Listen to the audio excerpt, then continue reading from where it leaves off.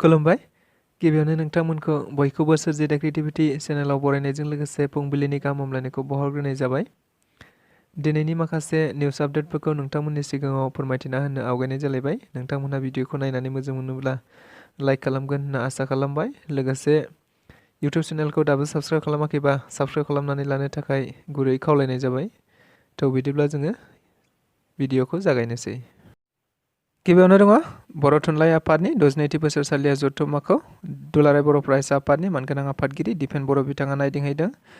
फैगौ 23, 24, 25 आरो 26 फेब्रुआरि खालि पाटगावनि रानि खालायस्रि फोथाराव जानो गोनां बर' थुनलाइ आफादनि 62थि बोसोरसालिया जथुम्मानि लाहार फाहार खालामनायखौ मैया बिथाङा नायदिंहैनाय जायो। नायदिंहैनानै बिथाङा खौरांगिरिफोरनि सिगाङाव माखासे बाथ्राफोरखौ बुंदों।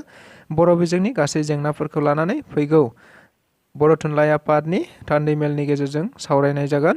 गासैबो जेंनाखौ माबोरै सुस्रांनांगौ बेफोरनि सोमोन्दै सावरायनाय जागोन। लोगोसे बिथाङा खौरांगिरिफोरनि सिगाङाव बुंथिबावनाय बायदिब्ला आथिखालाव टेट फोरोंगिरिफोरनि थाखाय माखासे भेकेन्सि एडभार्टाइज हगारनाय जादों आसाम सरकारनिफ्राय। नाथाय बर' बिजोंनिफ्राय गोबां फरायसालिफोराव बेबायदि लांदां मासि दङब्लाबो नाथाय गोबां मासियानो दासिमबो बे एडभार्टाइजआव ओंखाराखै। बेनिखायनो दिपेन बर' बिथाङा खौरांगिरिफोरनि सिगाङाव बुंथिनाय बायदिब्ला बिथाङा टेलिफननि गेजेरजों मानगोनां आसामनि सोलोंथाइ मन्त्रि रनज पेगुजों सावरायदोंमोन। लोगोसे बेफोर गासैबो जेंनाफोरखौ थाबैनो सुस्रांनानै गोदान एडभार्टाइजमेन्ट होनो थाखाय थाबैनो आसाम सरकारजों सावरायनाय जागोन होन्नाबो बिथाङा खौरांगिरिफोरनि गेजेरजों बुंथिना होबावदों।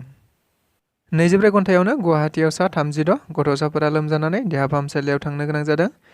मिथिनाय बायदिब्ला आथिखालाव गुवाहाटीआव बारहावा गुबुंले जानायनि थाखाय गोबां सुबुङा बायदि जेंनाजों मोगा-मोगि जानो गोनां जाबाय थानाय बायदिनो मैया सानसेयावनो सा 36 गथ'साफोरखौ देहा फाहामसालियाव थिसननो गोनां जादों।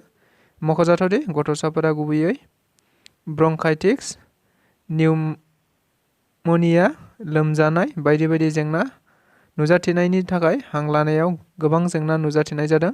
जेराव गासै गथ'साफोरखौ गुवाहाटी मेडिकेल कलेजाव थिसननानै गोख्रों फाहामथाय होनाया सोलिगासिनो दं होन्नाबो खौराङाव मिथिनो मोनबावनाय जादों।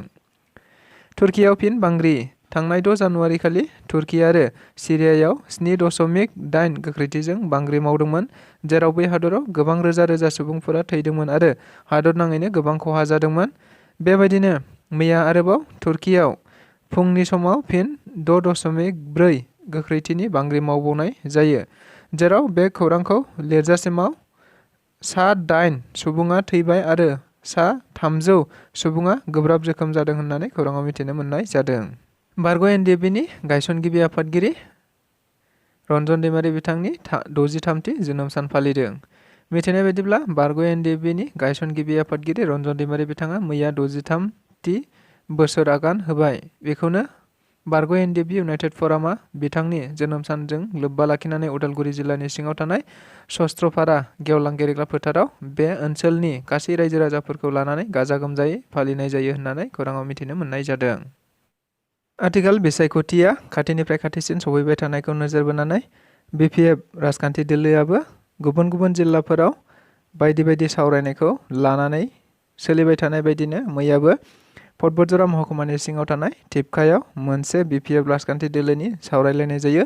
जेराव आगुनि बिटिसिनि बारग' गाहाय मावफुं सोद्रोमा हाग्रामा महिलारि बिथाङाबो बाहागो लाफैनाय जायो। मिथिनाय बायदिब्ला बिथां हाग्रामा महिलारिया बाहागो लाफैनानै खौरांगिरिफोरनि सिगाङाव बुंथिनाय बायदिब्ला बे फैबाय थानाय 2024 मायथाइनि लकसभा एमपि बिसायख'थियाव रावबो राजखान्थि दोलोजों बिपिएफ दोलोआ लोगो जाया। बिथांमोना हारसिङैनो गेलेगोन होन्नाबो बिथाङा बुंथिबावो। लोगोसे बिथाङा फोरमायथिबावनाय बायदिब्ला फैगौ मार्च दाननि 4 अक्ट'बराव बर्मायाव बिपिएफनि मोनसे जर'खा सावराय मेल जागोन। जेराव बिपिएफआ गासैबो थांखिफोरखौ आजावनानै लागोन होन्नाबो बिथाङा खौरांगिरिफोरनि सिगाङाव बुंथिना होबावो। बेजों लोगोसे दिनैनि रादाबा बेखिनियानो। गोजोन्थों।